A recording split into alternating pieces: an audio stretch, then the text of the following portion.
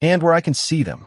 The command cut through the night air before the engine even finished idling, sharp and certain, like it had been waiting for her long before she pulled into the rest stop, and for a brief second the world seemed to hold its breath as red and blue lights washed over the side of the 18-wheeler, stretching across the chrome like liquid fire, reflecting in the wide mirrors that had seen thousands of miles of empty highways and quiet sunrises. But tonight there was no calm, only tension.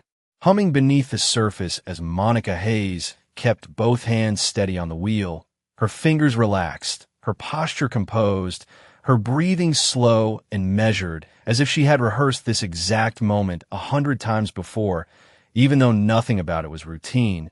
Not the timing, not the location, not the way the cruiser had appeared out of nowhere, just as she eased into the far end of the lot where truckers usually parked to rest after long overnight hauls, and certainly not the voice that followed, closer now, heavier, carrying authority without question. "Step out of the vehicle, ma'am." And still she didn't move right away, not out of fear but out of calculation, her eyes flicking once, just once, to the rearview mirror where the flashing lights painted her face in fragments, revealing nothing but calm, the kind of calm that didn't come from comfort but from control, from knowing exactly what was at stake even when no one else in that moment did, because to them she was just another black woman driving freight across state lines at nearly midnight. Another story they thought they already understood before it even began. Another assumption waiting to be confirmed, but inside the cab the air felt different, thicker, charged with something unseen as a faint crackle came from the radio clipped near the dashboard, a whisper buried in static, barely audible. "Target confirmed. Hold position." And Monica's gaze didn't shift toward it. Not even a fraction, as if she hadn't heard it at all, as if the voice didn't matter, as if none of this was anything more than an inconvenience on a long route. Yet beneath that stillness her mind moved fast, tracking time, distance, sequence, every detail falling into place with quiet precision while outside the officer's boots crunched against gravel, each step deliberate, closing the distance between assumption and reality. And somewhere beyond the glow of the headlights another engine idled, unseen but present, a low vibration threading through the night like a warning no one had spoken aloud. And then came the second command, firmer now, edged with impatience. "Ma'am, I need you to step out of the truck." And finally Monica moved, slow and controlled, her hands lifting from the wheel one at a time, visible, steady, deliberate, as she reached for the door handle and pushed it open, the cool night air rushing in to meet her as she stepped down onto the pavement, boots hitting the ground with a quiet certainty that didn't match the picture forming in the officer's mind, her eyes meeting his for just a second, not challenging, not afraid, just present. And in that brief exchange something unspoken passed between them, something he couldn't quite place, because everything about her said ordinary, but something about her presence refused to fit inside that assumption, and for a moment, just a moment, the night felt like it was waiting for something else to unfold. Monica Hayes stood beside the towering frame of her truck, the engine still humming low behind her like a steady heartbeat. And up close the details of her began to settle into something harder to categorize. Her dark denim jacket worn at the cuffs, a faint line of dust across her sleeve from hours on the road, her boots scuffed but solid, planted evenly on the pavement as if she belonged exactly where she was, not out of place, not uncertain, just present in a way that did not ask permission.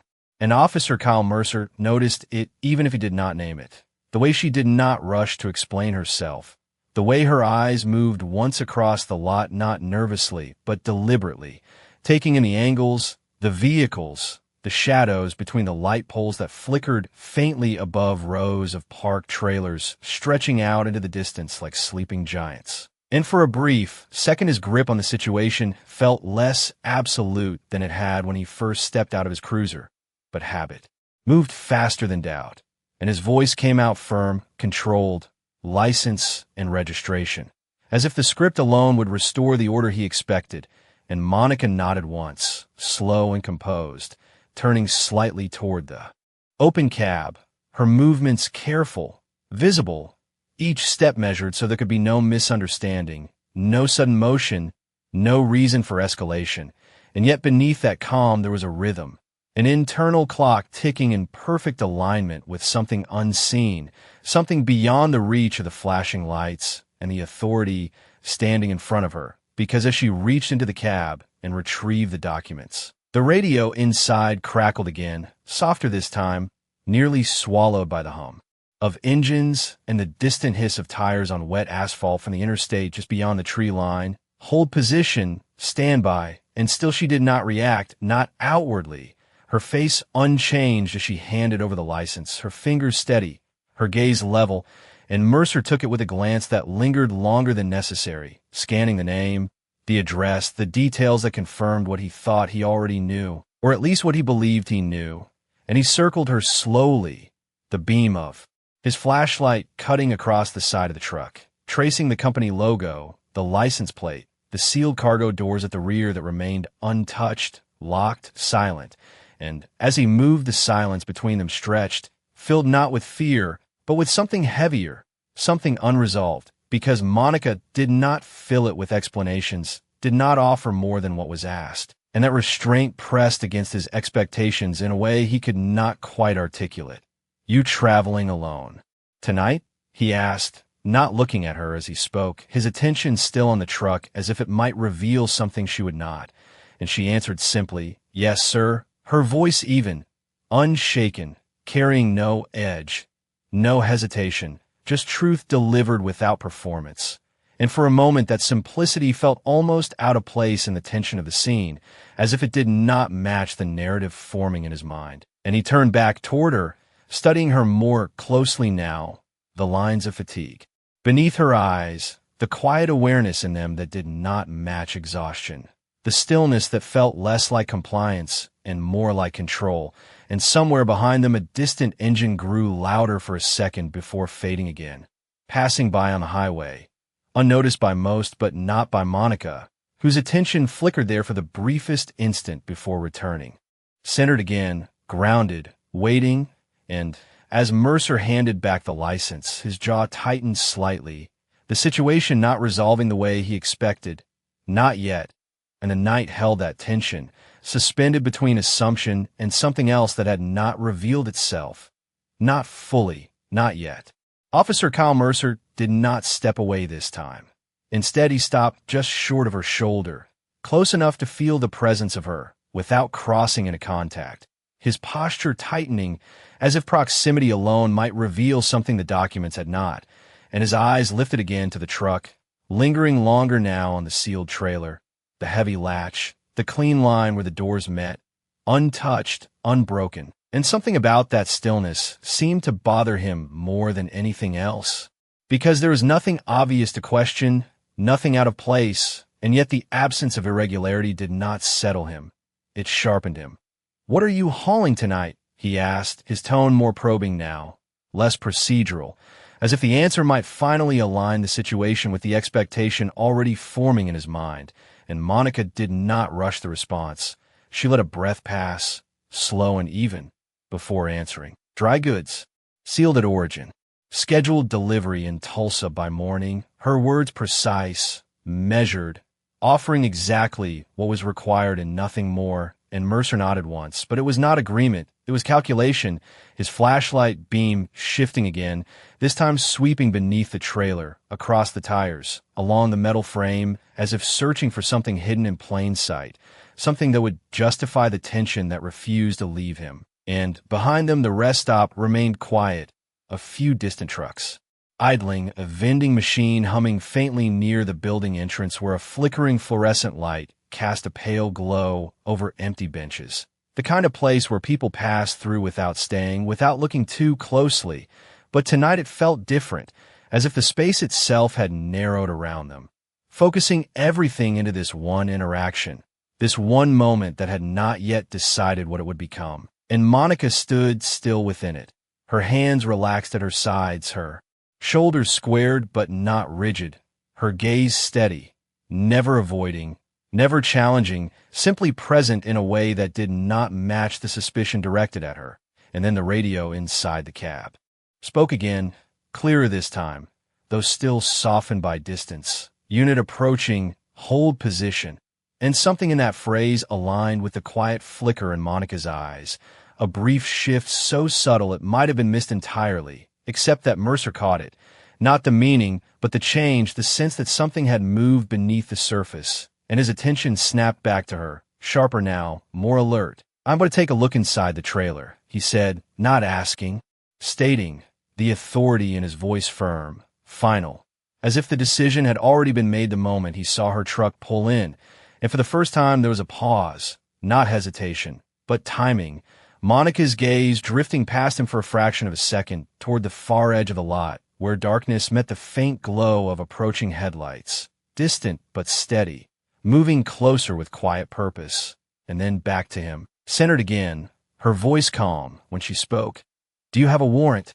"Officer," not confrontational, not raised, just clear, and the question hung there between them, simple and direct, but heavy with implication, and Mercer's jaw tightened slightly, the situation shifting again, no longer moving along the path he had expected, no longer contained within the certainty he carried when he first stepped out of his cruiser, because something about her did not bend, did not break, did not react the way it should have. And in that stillness the night pressed in closer, the distant headlights growing brighter, the low hum of another engine entering the space like a quiet signal that whatever this moment was building toward, it was not going to remain simple for much longer. The question did not echo loudly, but it settled into the space between them with a weight that shifted everything, quiet and undeniable. And for a brief second, Officer Kyle Mercer did not answer, not because he did not understand, but because the simplicity of it forced him to confront the line he was about to cross, a line he had stepped over before without hesitation, guided by instinct, by assumption, by the belief that authority filled in the gaps where certainty was missing. And yet, standing there in front of Monica Hayes, something about the moment resisted that pattern, something about her stillness, her composure, the absence of fear or defensiveness, made the usual script feel incomplete, unfinished, like a sentence that had been cut off before the meaning could settle.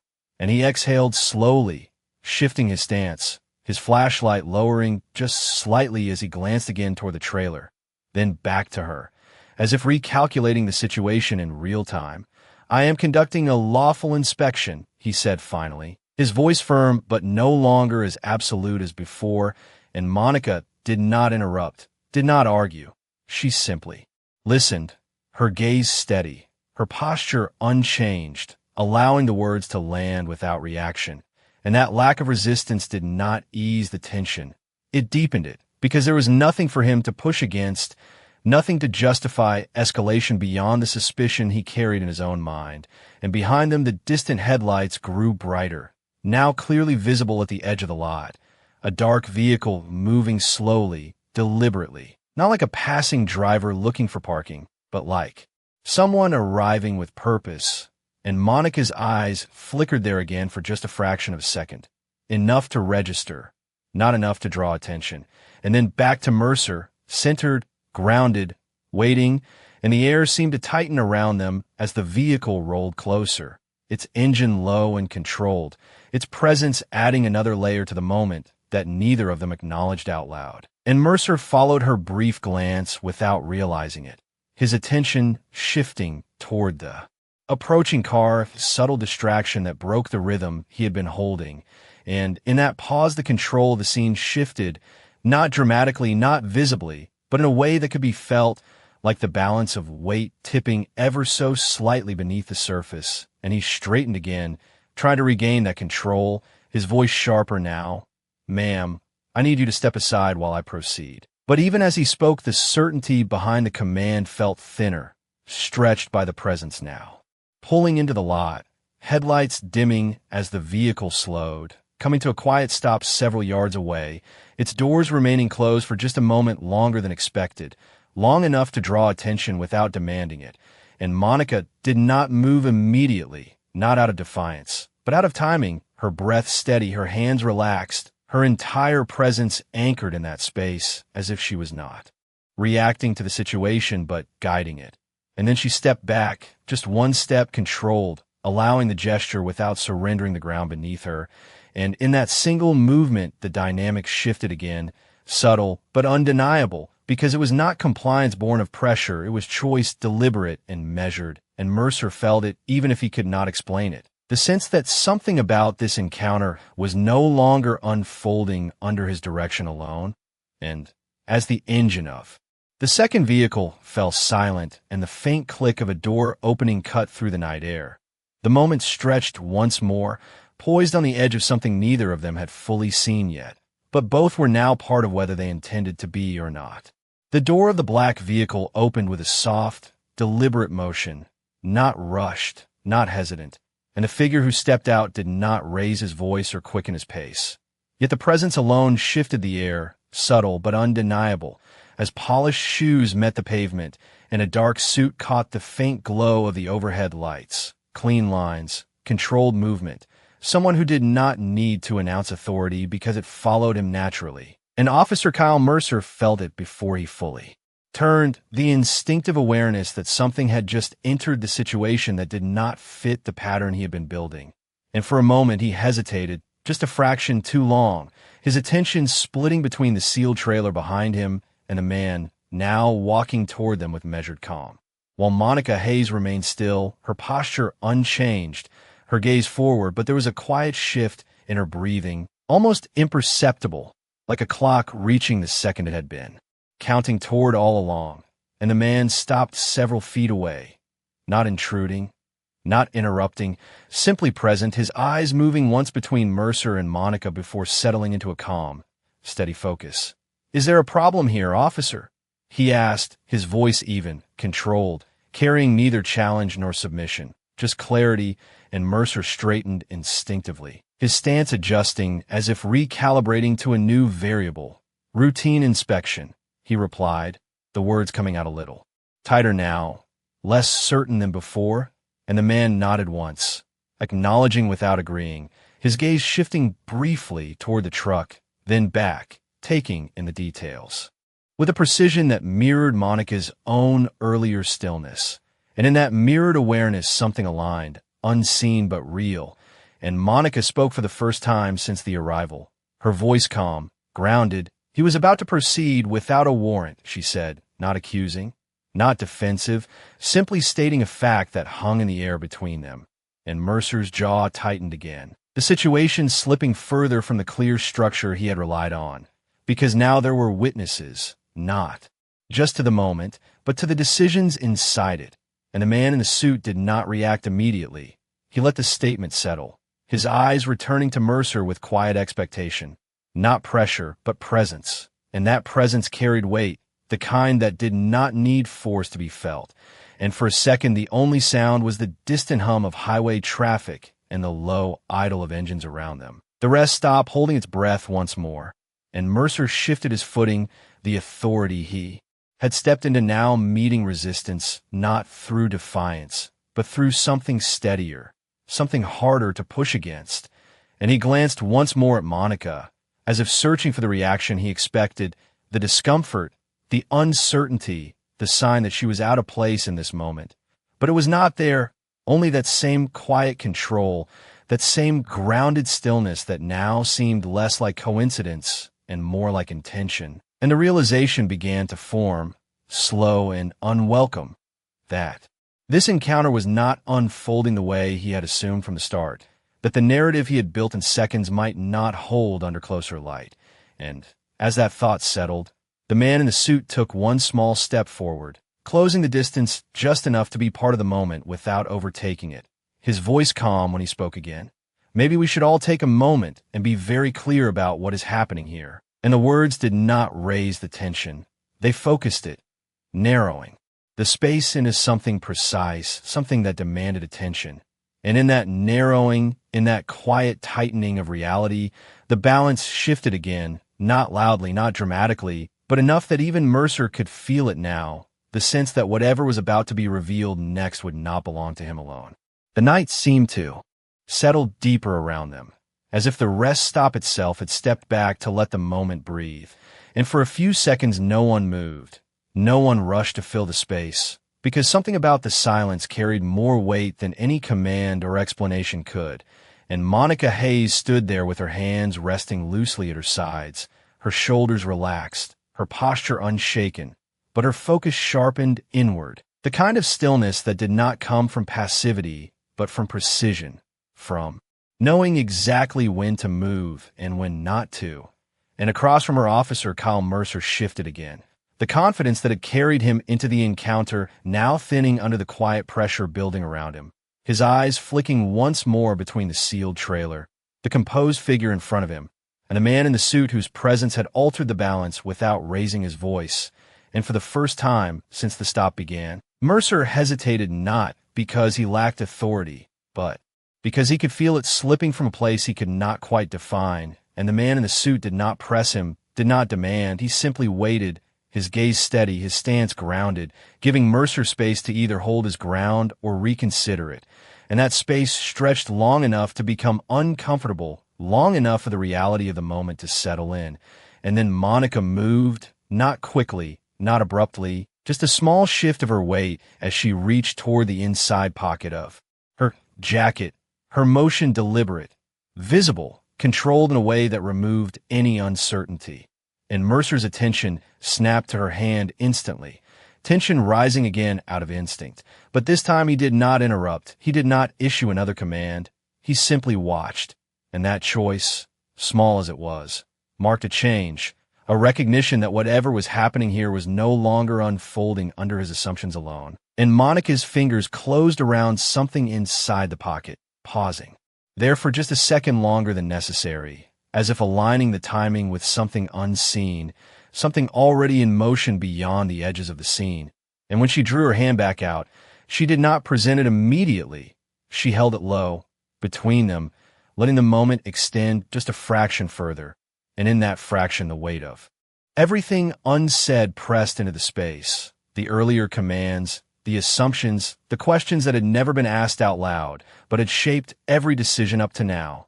And then she lifted her hand, slowly, calmly, revealing the edge of a badge catching the faint light from the overhead fixture, not fully displayed, not yet, just enough to suggest, to shift the air without breaking it. And Mercer's expression changed before he could control it. Not shock, not fully, but recognition beginning to form, the first crack in the certainty he had carried.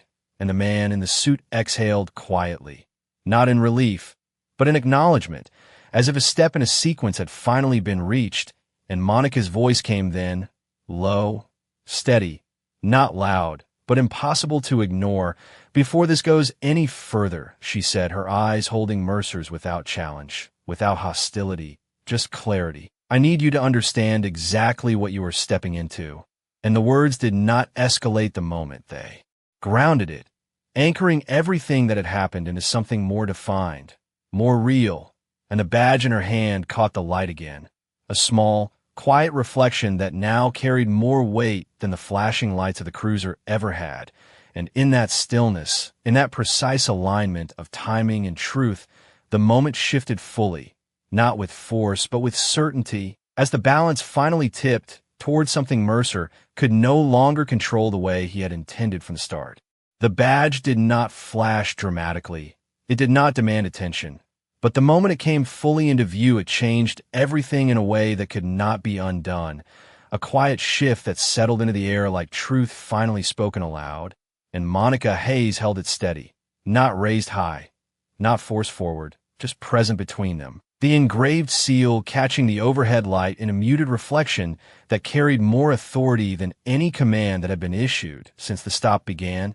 And for a second longer than expected, Officer Kyle Mercer did not move, his eyes fixed on it as the meaning caught up with the moment, the assumptions unraveling one by one in silence. Because what stood in front of him was no longer a question, no longer a possibility. It was a fact, clear and grounded, and the realization did not arrive with noise. It arrived with stillness, the kind that forces a person to face what they missed, what they misread, what they chose to believe before they chose to see. And Monica's voice followed, calm, measured. "Federal Bureau of Investigation," she said, not emphasizing the words, not using them as leverage, simply stating them as part of the reality that had always been there, whether it had been recognized or not. And Mercer's posture shifted, not dramatically, but enough to reveal the change. The tightening in his shoulders easing just slightly, the certainty in his stance giving way to something more cautious, more aware, and the man in the suit beside them nodded once. A subtle confirmation that required no explanation, because the pieces now aligned without needing to be arranged, and the silence that followed was different from the one before, no longer filled with tension alone, but with understanding, with the weight of a moment that had crossed a line without realizing it had. Been there. And Mercer finally spoke, his voice lower now, controlled in a different way. "Agent," he began, the title catching slightly as he adjusted to it. "I was not aware," and Monica met his gaze without shifting, her expression steady, not cold, not forgiving, just clear. "No, you were not," she replied, not as a correction, but as a fact that did not require anything more, and the words did not carry anger. They carried clarity, the kind that leaves no room for argument because it does not need one. And Mercer nodded once, slowly, the movement more for himself than for anyone else, as if acknowledging the space he now stood in, and behind them the rest stop remained unchanged, the same rows of trucks, the same distant hum of traffic, the same flickering light near the vending machines. But the moment within it had shifted entirely, the roles no longer what they had appeared to be at the start, the balance no longer where he had placed it, and Monica lowered the badge slightly, not hiding it, just returning it to a neutral position, her hand steady, her presence unchanged, because for her the moment had not transformed, it had simply revealed itself. And she spoke again, her voice even, grounded in something deeper than the authority she carried. "This route is part of an active federal operation," she said, each word. Precise, measured, leaving no room for misunderstanding, and every minute matters. And Mercer listened now, fully, not interrupting, not redirecting, because the control he had stepped into at the beginning of the night had shifted into something else entirely, something that required him to adjust, to recognize, to see beyond the assumptions that had guided him just moments before, and in that recognition, quiet and unavoidable, the moment reached its turning point, not with force, not with confrontation, but with truth finally standing where assumption had once been. The weight of the moment did not lift when the truth was revealed. It shifted, settling into something quieter but heavier. And Monica Hayes did not raise her voice or step forward to claim control. She simply held her ground as the reality of her words moved through the space, steady and unforced. And Officer Kyle Mercer stood there absorbing it, the authority he carried now tempered by awareness, by the recognition that the situation had never belonged to him the way he believed it did. And for a brief second he looked at the truck again, not with suspicion this time, but with a different kind of focus, trying to reconcile what he had seen with what he now understood, and the man in the suit stepped slightly closer to Monica, not in protection, but in alignment, his presence confirming without interrupting, and Monica spoke again, her tone unchanged. "There's a coordinated operation running through this corridor tonight," she said, her eyes steady on Mercer. "Multiple units, multiple checkpoints, all timed," and she let that settle before continuing. "This vehicle is part of that chain." And Mercer nodded slowly, the information landing piece by piece, his earlier assumptions now clearly out of place in the structure she described. And he shifted his stance again, less rigid, more receptive. "Understood," he said, the words simple, but carrying a different weight than anything he had said before. And Monica watched him for a moment, not searching for an apology, not demanding acknowledgement beyond what was necessary, just ensuring that the understanding was real, that it would hold beyond this moment. And then she added, "Delays create gaps," her voice calm but firm, "and gaps compromise outcomes." And the phrasing was precise, deliberate, not dramatic, but it carried a quiet urgency that did not need emphasis. And Mercer exhaled slowly, the realization settling, fully now, not just of who she was, but of what he had interrupted. And he glanced briefly at the man in the suit, who gave a small, almost imperceptible nod, confirming that the situation was exactly as Monica had stated. No exaggeration, no correction needed, and the night around them seemed to resume its movement.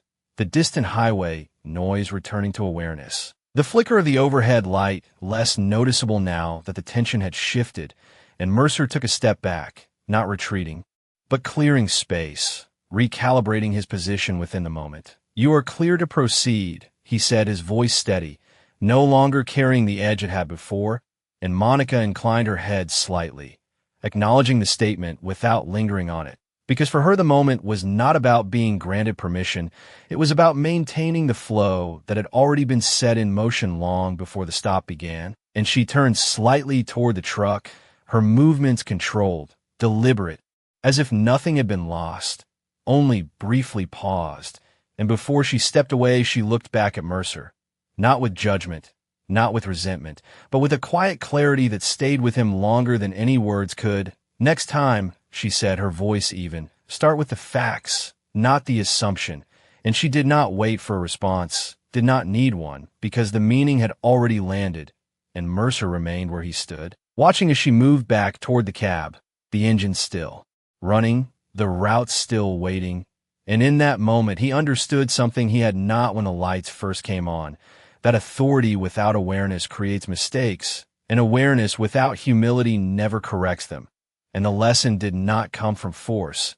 It came from stillness, from the way she had carried herself through the entire encounter without raising her voice, without losing control. And as she climbed back into the truck and the door closed with a solid, final sound, the balance of the night settled into a new shape, one that Mercer would not forget as easily as he had made his initial assumption. The engine did not roar when Monica Hayes pressed the accelerator. It responded with a steady, controlled hum, the kind that had carried her across thousands of miles of open highway without drawing attention, without asking for recognition. And as the 18-wheeler eased forward, rolling out of the rest stop and back toward the dark stretch of interstate ahead, the flashing lights behind her faded into distant color, no longer defining the moment, no longer holding in place, and inside the cab the air shifted, not with relief, but with continuation, because nothing about her work had stopped. It had only paused long enough for truth to surface, and now it moved again, quietly, precisely, as if the interruption had been accounted for all along. And the radio crackled once more, clearer this time, the voice no longer buried in static. "Agent Hayes, you are back on schedule." And Monica reached forward, adjusting the dial slightly, her eyes steady on the road ahead where the thin white lines stretched into darkness, guiding her forward mile by mile. "Copy that," she replied, her voice low, even carrying no trace of what had just passed behind her, because the moment did not belong to her in the way others might think it was. Not something to hold on to, not something to replay. It was simply part of the path, one more intersection between perception and reality that had resolved itself without noise, and, as the truck gained speed, merging smoothly into the flow of the interstate, the rhythm returned, tires against pavement, engine steady, the quiet consistency of motion that defined her work more than any single encounter ever could. And miles behind her, Officer Kyle Mercer remained standing in the same place for a moment longer than necessary, his hands resting at his sides, his gaze fixed on the empty space where the truck had been, as if the absence itself carried meaning. And the man in the suit beside him did not speak immediately, allowing the silence to do what words often could not, to settle, to reflect, to leave room for understanding to take root without being forced. And Mercer finally exhaled, a slow, measured breath that carried something different than before. Not tension, not authority, but recognition. And he glanced down briefly, then back toward the road, where the last trace of the truck's taillights disappeared into the distance, swallowed by the night. And in that disappearance there was no dramatic ending, no final statement, just movement forward, steady, unannounced, the kind of movement that defined real change, the kind that did not need witnesses to matter. And the rest stop returned to its quiet routine, engines idling, lights flickering, travelers passing through without knowing what had unfolded.